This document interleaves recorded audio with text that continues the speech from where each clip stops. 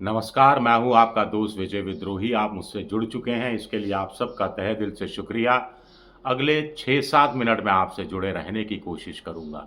विजय factor में आज हम बात करेंगे कि वक्फ बिल से इंडिया गठबंधन को क्या फ़ायदा हुआ और एनडीए गठबंधन को क्या फ़ायदा हुआ, या यूँ कहा जाए कि दोनों गठबंधन अपने लिए किस-किस फ़ायदे की उम्मीद करते हुए नज़र आ रहे हैं। सबसे पहले इंडिया गठबंधन की बात करते हैं। 12 साढ़े 12 बजे के आसपास बहस शुरू होती है लोकसभा में। रात के 2 बजे वोटिंग होती है और बिल पास किया जाता है। बिल को तो पास होना ही था, लेकिन आंकड़ा थोड़ा चौंकाता है। 293 स्ट्रेंथ थी इंडिया की, एनडीए की, माफ़ कीजिएगा, मोदी सरकार उनके साथियों की। 288 वोट बिल के पक्ष में पड़ते हैं और 232 वोट विपक्ष के पक्ष में पड़ते हैं, यानी वक्फ बिल के खिलाफ पड़ते हैं। बड़ी बात है कि जब तय हो चुका था रुख से, एनडीए के दो साथी नीतीश कुमार के रुख से, चंद्रबाबू नायडू के रुख से, चिराग पासवान के रुख से, जयंत चौधरी के रुख से, कि वो पूरी तरह से वक्फ बिल पर मोदी सरकार का साथ देना चाहते हैं। इसके बावजूद विपक्षी दलों के तमाम सांसद देर रात तक सदन में जुटे रहे, कोई बाहर नहीं गया। ये एक संदेश देता है?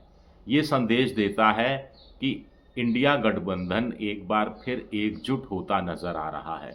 उद्धव ठाकरे को बहुत उकसाने की कोशिश शिंदे के गुट की तरफ से की गई और उद्धव ठाकरे के लिए कुछ लोग संशय व्यक्त कर रहे थे कि वो उनका रुख थोड़ा चौंका सकता है, लेकिन उन्होंने भी इंडिया गठबंधन का साथ दिया।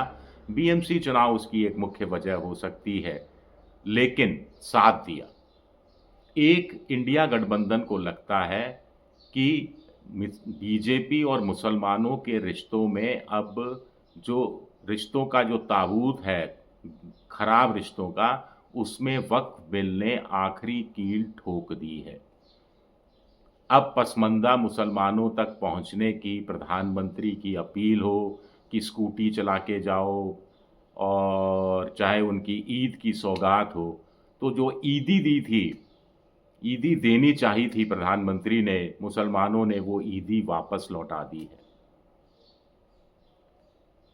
इंडिया गठबंधन को लगता है अब मुसलमान अपना एक भी वोट खराब नहीं करेगा और सारा वोट इंडिया गठबंधन के खाते में जाएगा। यानी जहां मुसलमान वोट बिखर जाता था, जहां वो 40%, 50%, 60% होता था, वहां बाय डिफ़ॉल्ट जहां बीजेपी जीत जाती थी, अब वो सारी संभावनाएं खत्म हो गई हैं। हालांकि इसकी पहली बड़ी अग्नि परीक्षा बिहार के विधानसभा चुनाव में होगी।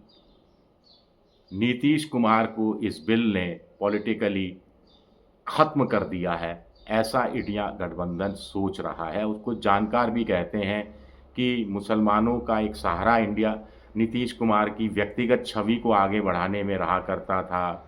उनकी धर्मनिरपेक्ष छवि के कारण बहुत सारे छोटी जातियाँ, सवर्ण जाति का वोटर भी, लिबरल वोटर भी उनके साथ आ जाता था। अब वो उनके साथ नहीं आएगा और बिहार में कम से कम 20-25 सीटों पर इसका असर देखने को मिल सकता है। इंडिया गठबंधन को ये भी लगता है कि उनके पास इस बहाने, वक्फ बिल के बहाने, 2 नए साथी जुड़ गए हैं। आगे भी कुछ साथी जुड़ सकते हैं। नवीन पटनायक ने वक्फ बिल का विरोध किया। जगन मोहन रेड्डी आंध्र प्रदेश के, उन्होंने वक्फ बिल का विरोध किया और विरोध में वोट भी डाला। तो ऐसे 2 नए साथियों को और आने वाले दिनों में कुछ और छोटे पार्टी के साथियों को, जो इंडिया और एनडीए से एक हाथ की दूरी बनाकर रखते रहे हैं, उन्हें अपने साथ लाया जा सकता है। यानी इंडिया गठबंधन को और मजबूत किया जा सकता है, दबाव डाला जा सकता है, परेशान किया जा सकता है एनडीए गठबंधन को। ये इंडिया गठबंधन को मोटे तौर पर नज़र आता है। इंडिया गठबंधन, ऐसा भी जानकारों के अनुसार उनको लगता है कि अब चूंकि 80-20 का मामला, जब जैसा योगी आदित्यनाथ कहते हैं, तो 20% पूरी तरह आ गया है। 80% में भी बीजेपी के पास 50% से ज़्यादा नहीं जाता है। तो लिबरल हिंदुओं को थोड़ा-सा और गोलबंदी करके अगर इंडिया गठबंधन अपने पक्ष में लाने में कामयाब होता है, तो इससे एनडीए गठबंधन को विधानसभा चुनाव में और अंततः 2029 के लोकसभा चुनाव में करारी टक्कर दी जा सकती है। मैं ये नहीं कह रहा कि वक्फ बिल अंतिम हथियार साबित होगा और इसी हथियार के सहारे एनडीए गठबंधन का खात्मा हो जाएगा, मैं कतई नहीं कह रहा, लेकिन गेम में आ गया है इंडिया गठबंधन वक्फ बिल के बहाने, फिर गेम में आ गया है, फिर चर्चा में आ गया है। और इस बार इंडिया गठबंधन ने गलतियां नहीं की और यहाँ से अपनी इमारत खड़ी करने की कोशिश की, तो चीज़ें कुछ स्थायी रूप ले सकती हैं। अब जल्द से जल्द उनको अपना हेडक्वार्टर बना लेना चाहिए, जानकारों के अनुसार जल्द से जल्द उनको कन्वीनर नियुक्त कर देना चाहिए और वक्फ बोर्ड को का जो बिल है वक्फ बिल, इसको एक बड़े आधार के रूप में लेना चाहिए। हारना तो तय था क्योंकि बहुमत नहीं था और इसमें सिर्फ साधारण बहुमत की ज़रूरत थी। लेकिन इसकी सिल्वर लाइनिंग इंडिया गठबंधन समझता हुआ नज़र आ रहा है। अब आप कहेंगे कि एनडीए गठबंधन को क्या हासिल हुआ?